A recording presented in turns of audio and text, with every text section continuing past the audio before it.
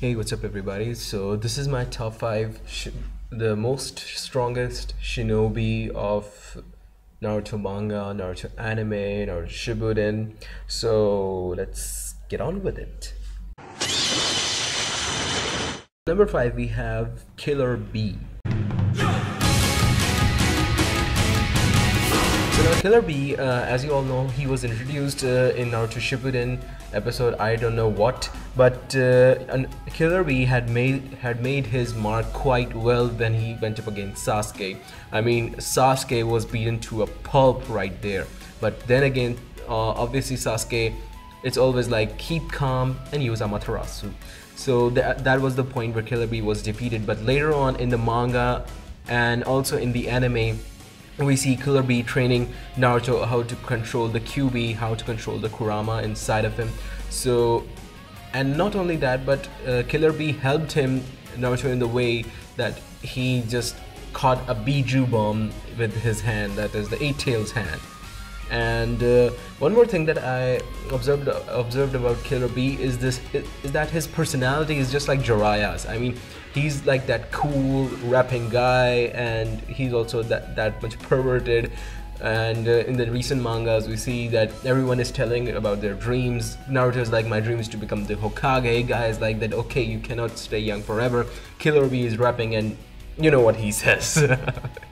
And what more is that Killer B has actually proved himself a lot better than any Jinchuriki apart from Naruto. And also Killer B has that sealing jutsu powers, which he recently in the manga he depicted when Naruto went up against a five-tailed beast. Killer B tried to seal them, but obviously the beasts transformed into their version 2 state, where they could easily rip off the seal.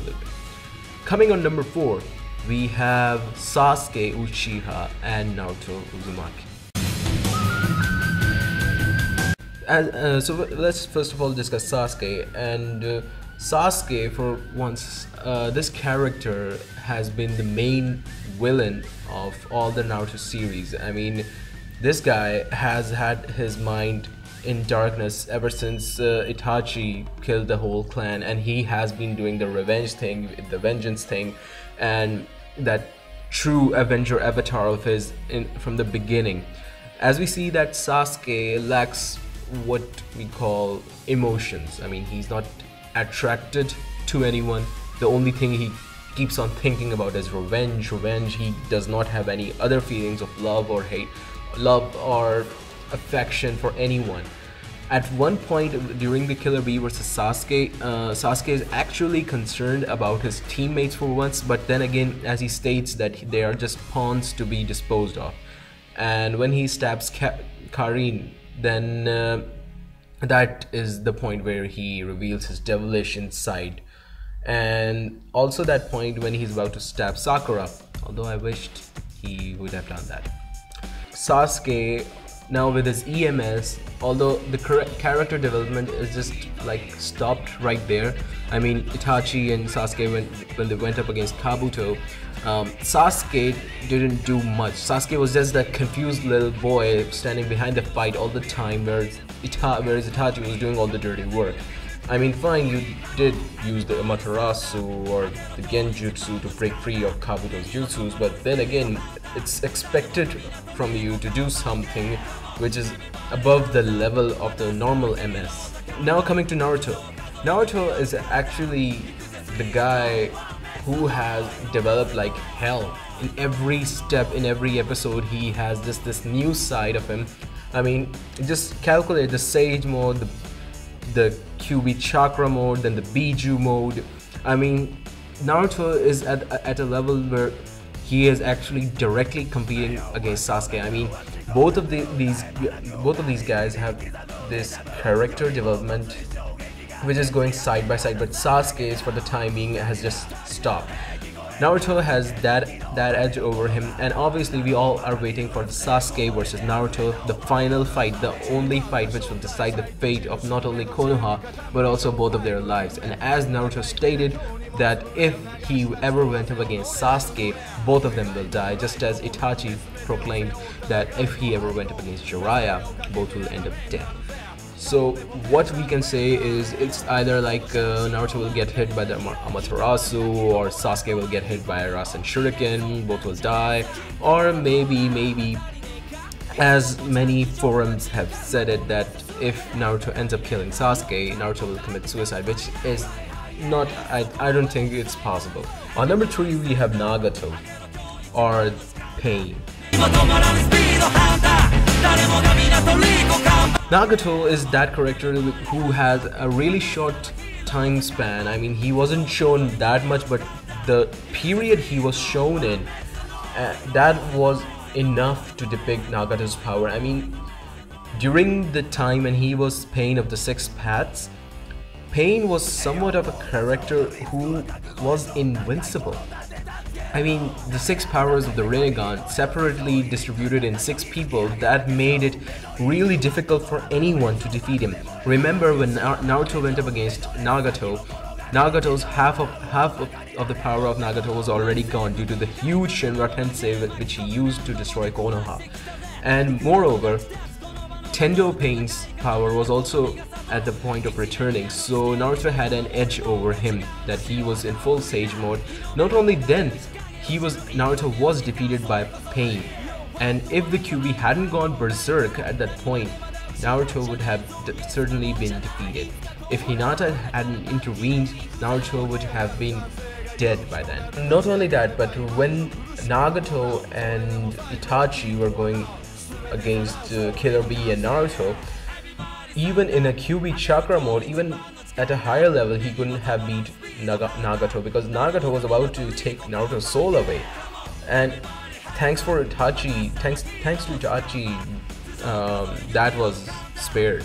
But we see that Naruto is no match for Nagato. If Nagato is in his full power, Nagato is undefeatable.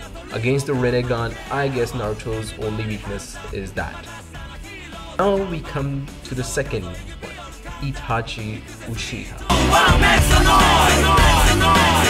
Itachi is the guy who is just like a genius, a second level of Madara Uchiha. I mean, Itachi has all those powers, all that uniqueness of an Uchiha. I mean, even as an Uchiha, even with an Uchiha blood or even the Sharingan, Itachi is at a level where other Uchiha members cannot actually defeat him. If it had been possible, if Itachi hadn't died, if Itachi knew how to get out of the Edo Tensei, he would have actually faced Madara Uchiha, and that would have been one of the most epic battles if it had gone down. But then sadly we had to see Itachi leave. Following the Izanami and Izanagi and Amaterasu and Susanoo, Itachi is that character who is actually, if gone to the bad side, as we thought he had in the initial stages when we first saw Itachi.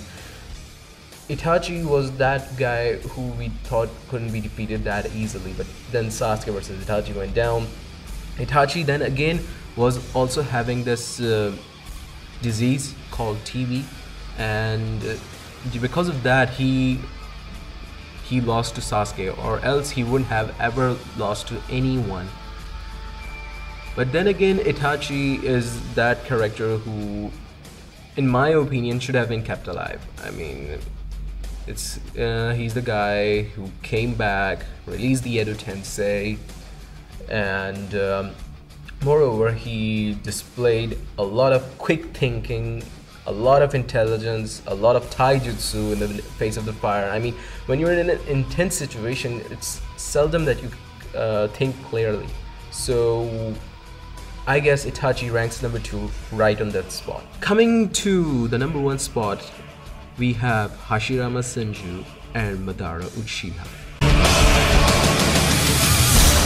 Madara Uchiha, let's talk about him first, since he is the guy who has wrecked the 5 Kages and who has actually devastated the whole 4th division with just one jutsu. I mean, okay, fine, take away the Edo Tensei.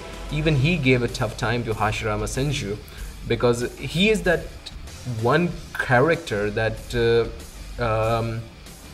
that is invincible. Even Kishimoto has just said that Madara Uchiha, although every strong person has a weakness, but Madara Uchiha doesn't have any weakness at all. He has an invincible body, infinite chakra, and he also possesses the Rinnegan along with his EMS, which is one devastating thing. The perfect Susanoo, the Amaterasu, the Genjutsu, Madara Uchiha is at a level where you cannot compare anyone except for Hashirama Senju. Now the reason I wasn't about to place Hashirama Senju here, because Hashirama Senju, although you can talk about how strong he is, but we haven't seen it in front of us in the manga or in anywhere. Even in Naruto Ultimate Ninja Storm Generations, when they made Hashirama versus Madara, there was no Susanoo, no Amaterasu, no Genjutsu, and Hashirama's wood style was there. But that battle didn't depict that much of an epicness that I was expecting it. But to say that Hashirama Senju went up against the perfect Susanoo, that is something which actually makes me think that if it would ever happen in the manga, if it ever happens in later on in the manga that Hashirama Senju comes back in any way and Madara Uchiha versus Hashirama Senju goes down again, I think for once that Hashirama will give Madara Uchiha the toughest time of his life, and he may be able to defeat Madara Uchiha. So I guess this is the top 5 that I'm going to make for today. I hope you like the ratings, and if you have your own top 5, just comment or leave a video response. Plus, I need to remind you all about the Fantasy Fighter view. Although for now, one of my subscribers has commented a Minato versus Itachi Uchiha, which I'll hopefully be making in the coming Sunday. And also the Q&A session will be on Saturday, so keep posting your questions. I have just got 2 of the questions on my channel. Keep posting more if you want to see your name or you want to be shout out at in the video. Take care guys, have a nice day, bye.